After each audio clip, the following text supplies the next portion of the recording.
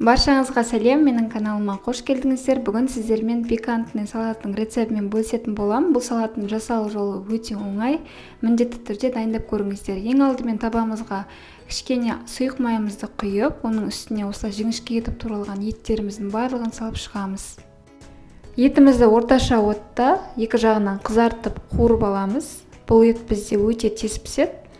Осылай қызарып бастаған кезде сәл ғана тұз салып, және де соевый соусымызды құямыз.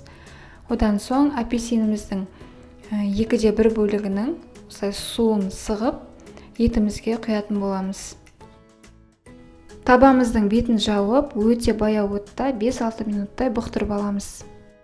Міне біздің етіміз дайын болды. Осы табада қалған кішкене сұйықтықты біздің салатымызға заправка ретінде қолданатын боламыз. Және де біздің салатымызға осындай салатный миксті пайдаланамыз. Және де қияр мен черри қызанағын дәл осы видеодағыдай барлығын турап шығасыздар.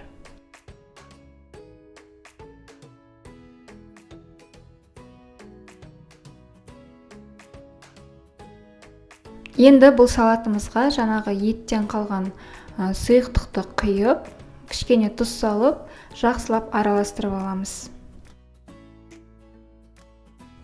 Міне біздің салатымыз дайын. Енді тарелкамызға осылай әдемілеп ұсынатын боламыз. Және де ең соңында бетіне жаңағы қуырылған етімізді осылай әдемілеп барлығын қойып шығамыз.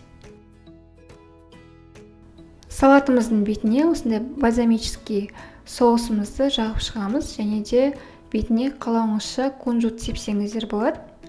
Салатымыз өте дәмді болып шығады. Міндетті түрде осы рецептпен дайындап көріңіздер. Небәрі 10 минутта дайын болатын салат. Менің каналыма тіркеліп, видеома лайк, комментарий қоюды ұмытпаңыздар. Келесі кездескенше.